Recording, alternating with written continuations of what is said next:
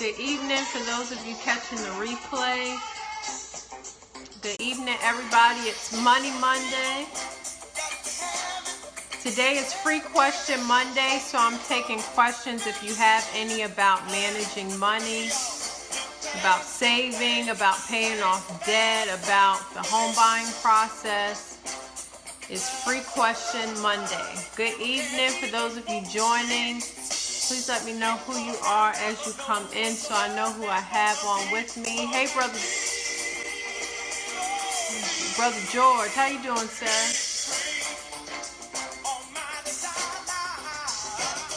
Good evening to those of you coming in.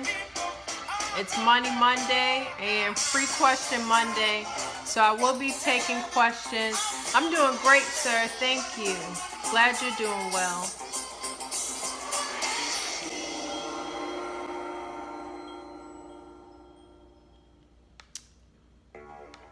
All right, thank you for those who are on with me. Today is Money Monday.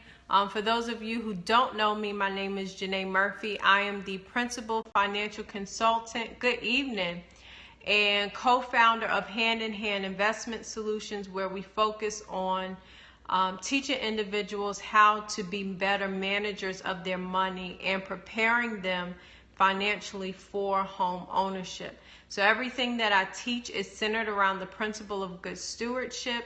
And so Money Monday is a day where I come on Periscope at 7 p.m.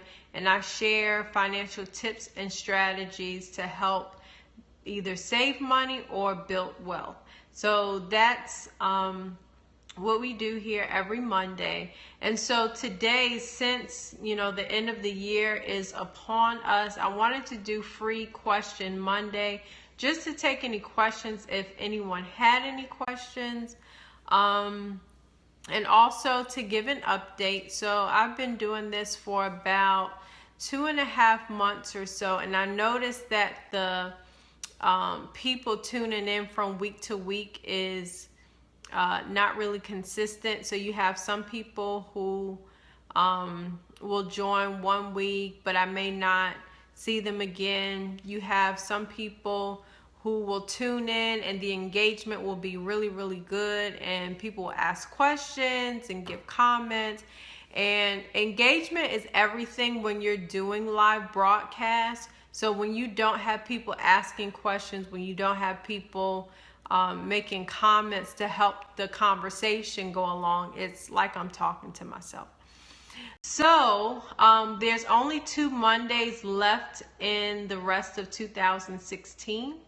So unless someone reaches out to me via my website, I shared on several other several other scopes that if you go on my website, there's a graphic for Money Monday. So if you have specific questions that you want to be covered as a topic, you can just fill out a simple form, and it doesn't ask you for a whole bunch of information. Good evening. All you do is simply type in your question and hit submit. I'll get it, and I'll be able to give an answer and prepare an answer for you when Monday rolls around. So unless somebody reaches out with a specific question to address on the broadcast, I won't be doing Money Monday next week and the week after that, which is, let's see, today's the 2 weeks before Christmas. So next week, I believe, is the 19th, and then the week after that is the 26th. So unless someone reaches out with specific questions, then I won't be on here for Money Monday again, just because the viewership and the engagement is kind of up and down.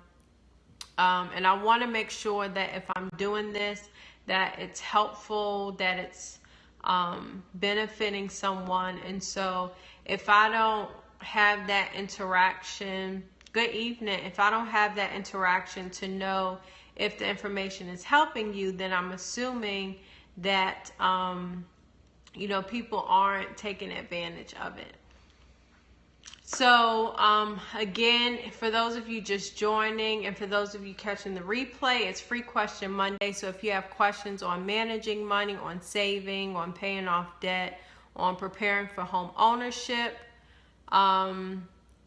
if you have any questions, feel free to type them in the comments box. Money Monday is a day where I come on Periscope and I prepare a topic and just give a wealth of information around that topic. And the topics are centered around good stewardship and helping you to manage your money better.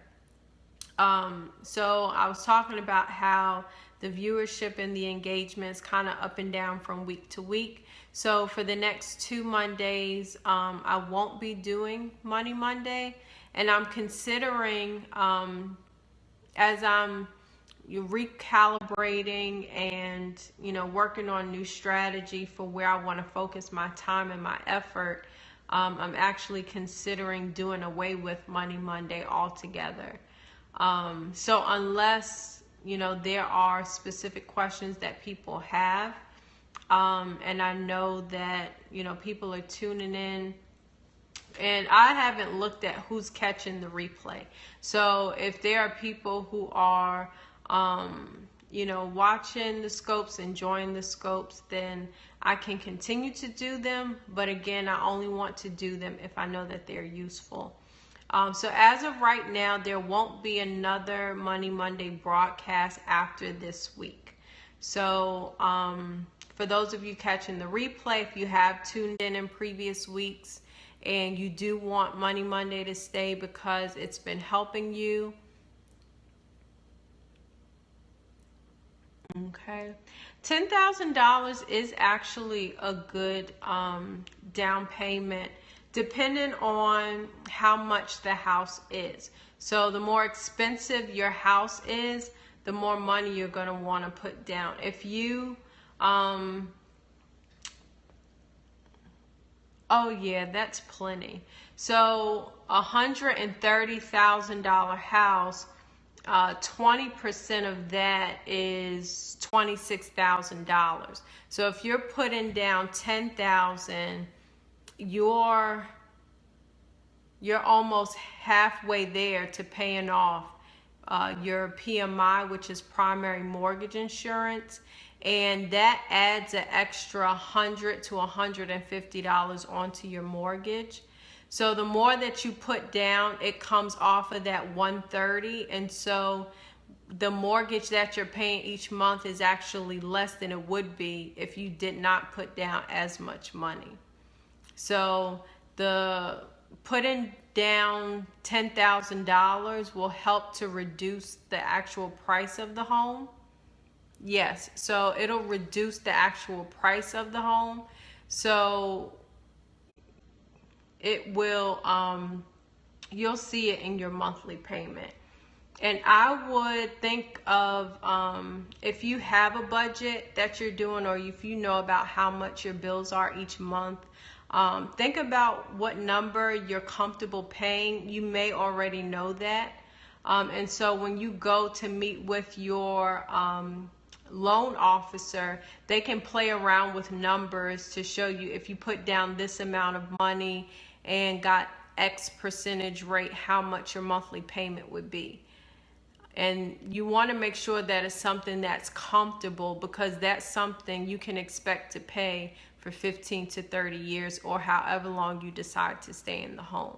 And it's really hard to lower your monthly mortgage after you lock it in. So you want to make sure that whatever mortgage payment that you're going to be paying each month, that you know that ahead of time, so that way you can prepare for that.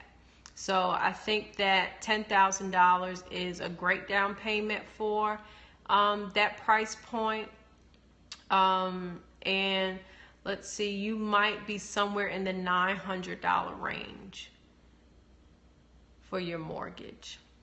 And as far as credit, the minimum to get a decent mortgage loan is about a 640. So if your credit score is more than that, then you should be able to get a decent interest rate. And the interest rates are still pretty low nowadays, so you shouldn't have any issues with getting a decent rate. And that's actually a great question. So anytime when preparing to buy a house, you want to make sure that your monthly payment is something you can comfortably afford. And then in that monthly payment, they'll break down how much is going to principal, how much is going to insurance, how much is going to your primary mortgage insurance, which is just, something to cover the bank in case you do default on that mortgage. You also have taxes that's tacked on, and you have your homeowner's insurance. So there's 5 different components that's lumped into your mortgage payment. So if you can do 20% of the purchase price, that knocks off one of them, the PMI, which is about $150 for about that price point, $100 to $150, which is helpful because that's an extra $100 to $150 in your pocket each month for however long that you're in the home. So great question. You also want to think about maintenance for the home. So if it has a big yard, you also want to factor in how much it's going to cost to keep up the yard work. If it's an older home, you also want to make sure you have funds set aside for maintenance in case anything happens. They do have plans like warranty plans where you can get, you can pay so much a month, and it covers, if your appliances break down, anything major around the home, nothing really cosmetic. I had one and I had a leak in my ceiling. It turned out to be nothing major, but I only paid a $75 deductible, and so I was able to get somebody to come out and look at it, and they was able to make the adjustments to fix what was causing the leak, and then I had to pay to get it patched up, because again, that's cosmetic, but the major issue was the leaking, which thankfully turned out not to be anything major, so I only had to pay $75 for that.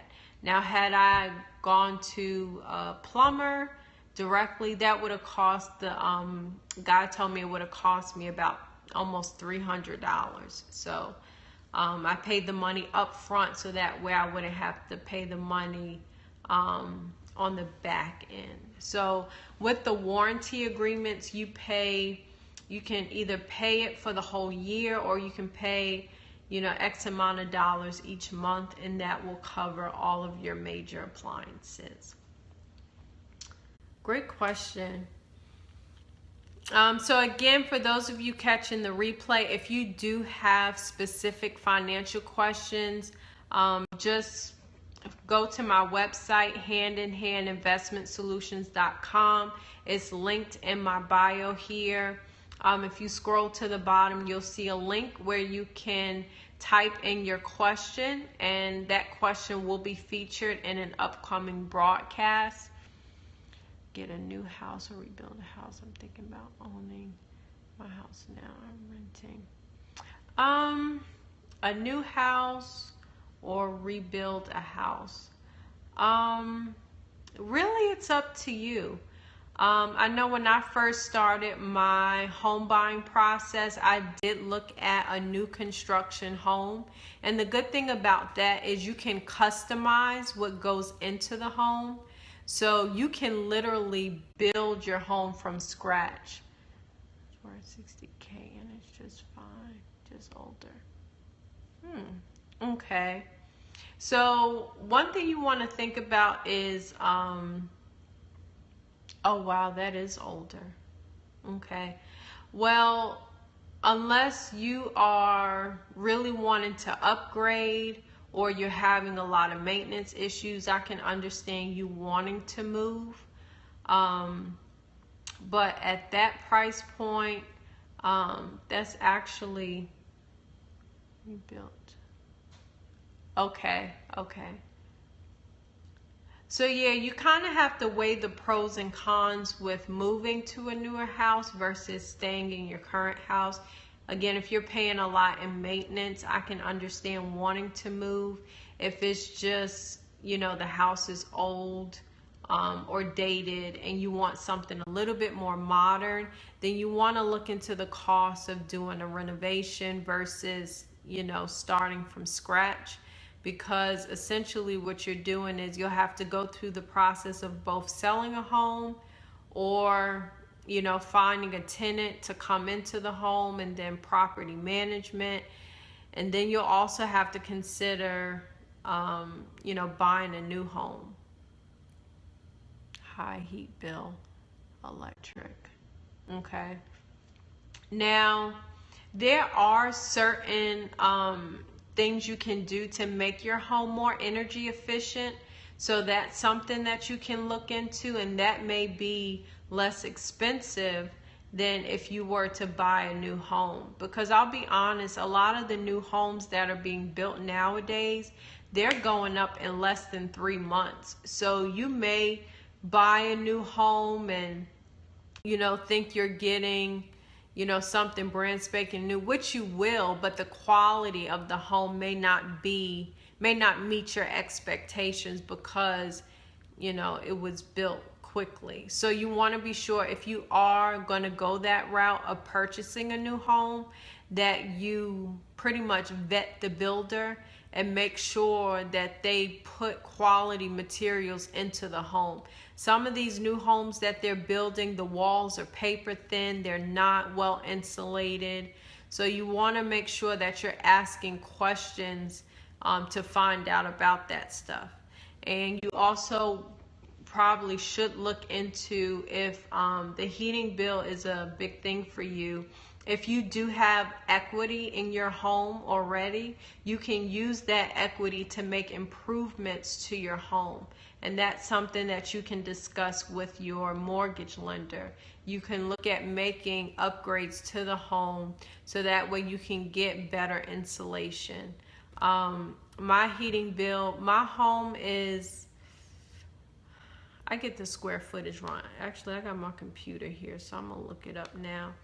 But my heating bill, once it gets warm around October, it jumps up to like the 100s. But I've been in my home for 2 years and 3 months now, and so the highest my gas bill has ever been.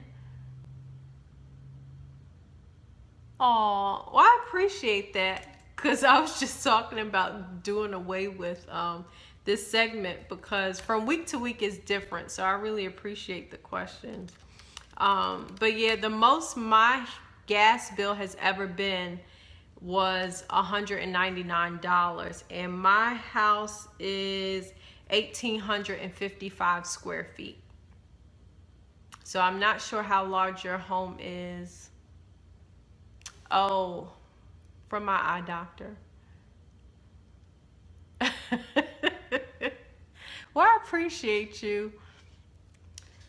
Yeah, so my home is about 1,855, thank you, square feet. So I'm not sure how large your home is, but the most my bill has ever been is $199, and it's both a downstairs and an upstairs.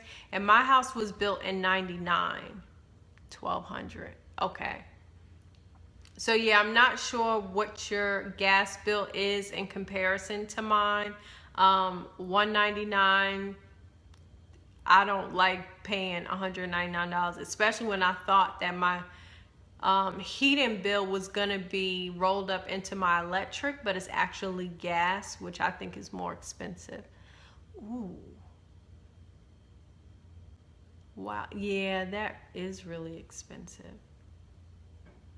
Okay. Yeah, I would that's a pretty expensive heating bill. Oh my gosh. Yeah, I can understand why you would want to move. Yeah. I would Yeah, that's not a normal bill though.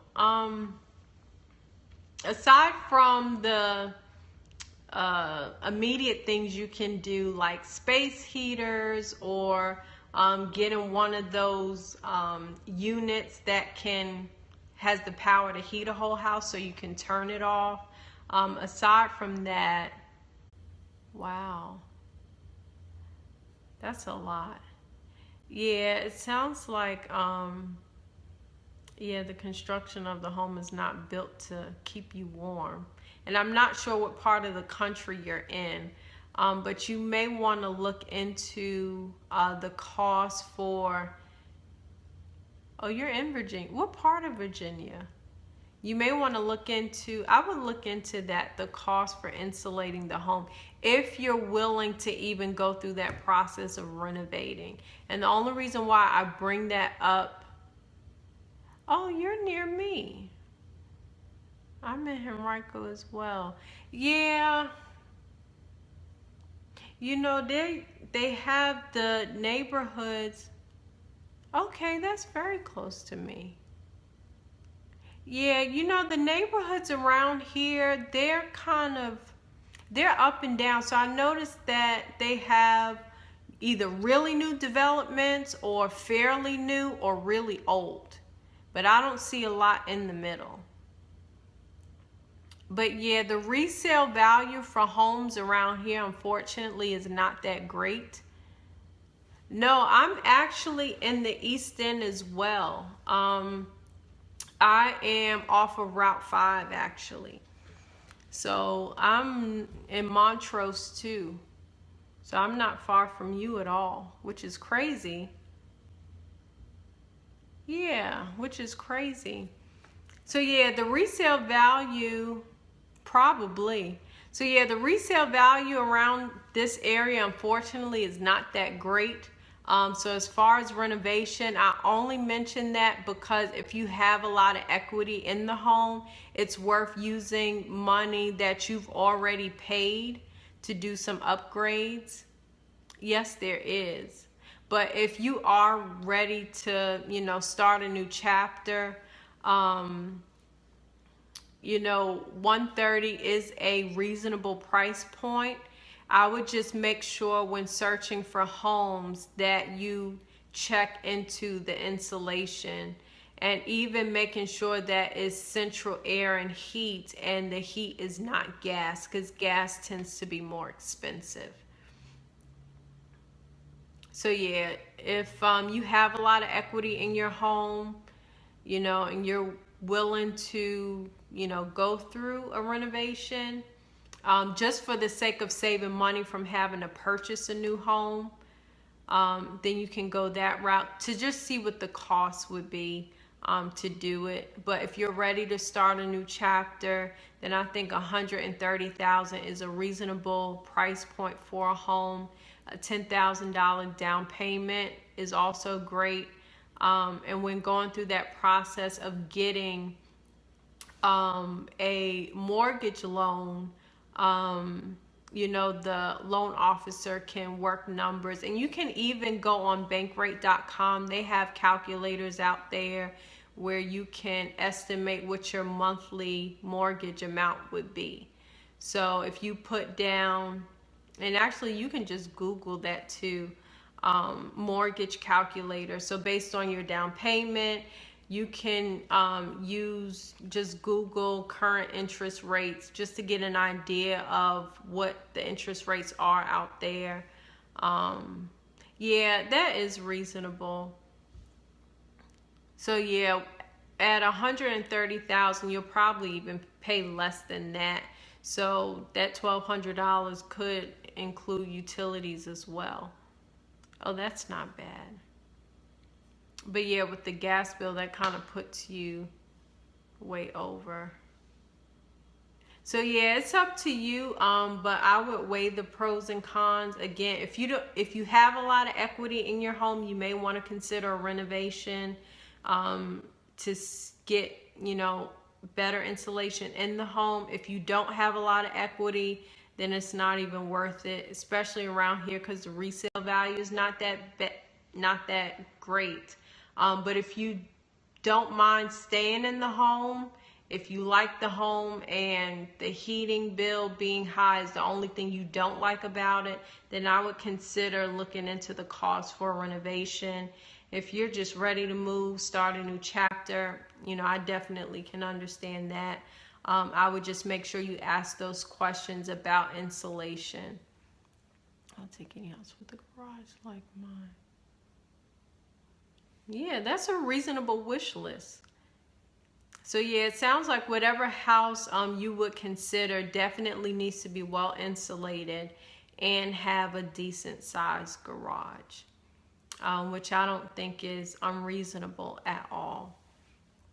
So Trulia.com, Trulia.com is a great website that I look at all the time just to see what houses are on the market.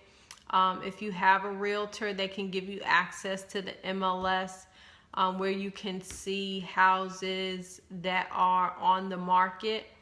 Some houses may be on the market, but they're not available online. And so the MLS is pretty much a database of houses that are available for sale, whether it's foreclosure, bank repossessed property,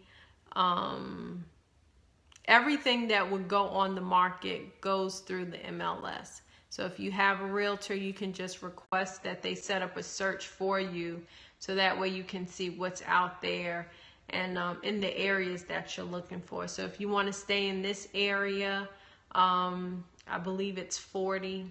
That's the number for the area, because each part of Richmond has different numbers.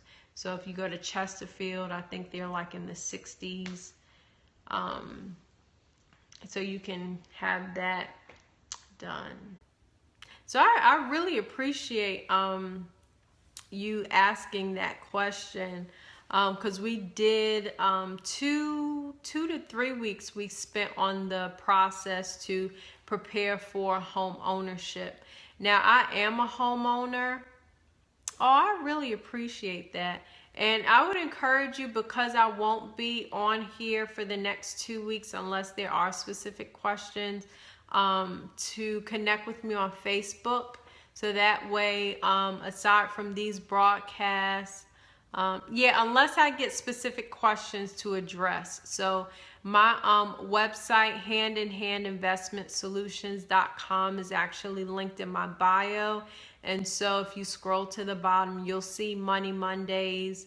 You know, there's a graphic out there. You can actually click a link to submit a question, and I'll address it on a broadcast.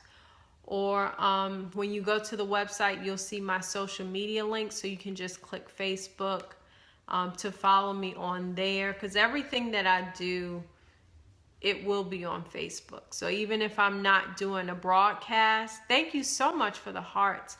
Even if I'm not doing a broadcast, I'll still share tips and strategies via Facebook and email. So I also have a free money management guide for those of you who are in the process of considering buying a home. These are 3 tips and strategies that I used to save $18,000 before I bought my first home. So I've shared my story before. When I got my first full-time job after graduating from college, I saved $500 every month for 3.5 years before I purchased my home in 2014. Am I going to get my realtor's license?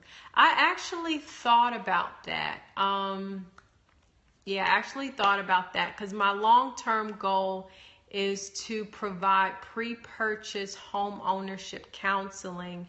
And I do plan to purchase real estate, you know, down the line, to help people who can't qualify or who don't qualify for mortgages from banks to be able to purchase a home.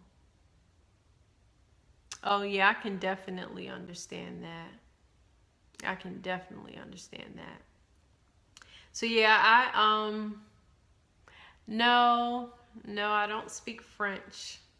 I used to, just a little bit from 5th grade and a semester in college, but no. So yeah, I don't know, maybe I'll get my realtor's license down the line, but I do plan to purchase real estate to provide lease to own housing options for people who don't qualify for traditional mortgages. So that's the long-term goal. So I'm kind of starting out right now, just sharing things that have worked for me based on the questions that people have. Oh, thank you. What is your name? Because now that I know that you're in the area, I definitely want to make sure. Stephen, okay. I definitely want to make sure that, especially in this area, that if there are people who need this information, that they get what it is that they need. And I'm actually pursuing my certification as an accredited financial counselor. So that way I can have that behind my name when I go out and work with people. Yeah.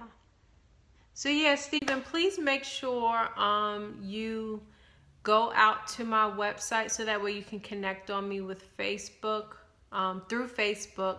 So that way, if there are specific questions that you have or people connected to you that need information, I'd be happy to, do the research if I don't know, but share what I know based on what's worked for me.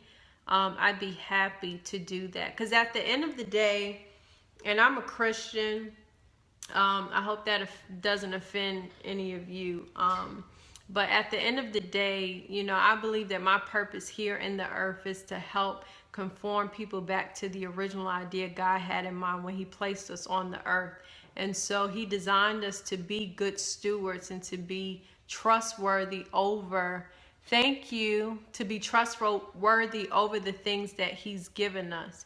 So now we live in a culture where it's all about consumption. It's all about getting stuff quick. And so I believe we've gotten far away from, being content with what we have and learning how to work with what we have and expand and grow it to something more than what it is. And so my role, I believe, is to teach people what they can do to help get there. So I want to make sure that I'm doing my part. And if people want the information, I want to make sure that I'm providing it.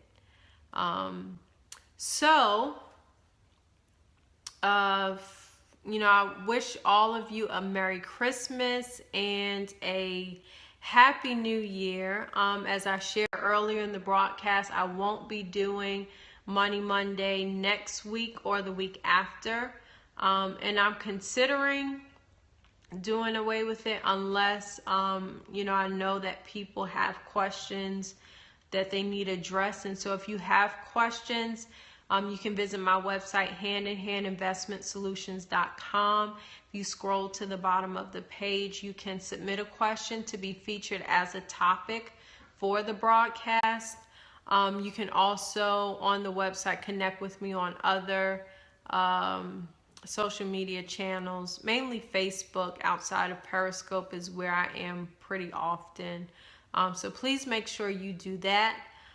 If I do get a question between now and next week, I will come back on here next Monday to provide information on that topic.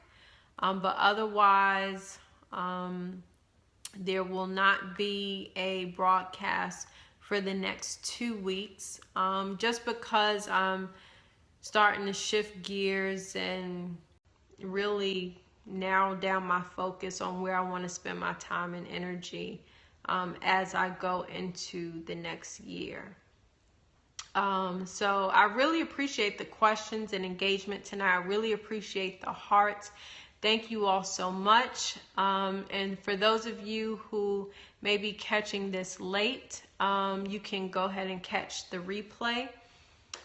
So thank you all for tuning in. If there are no other questions, I hope you all enjoy the rest of your evening. and I will catch you soon. Bye-bye.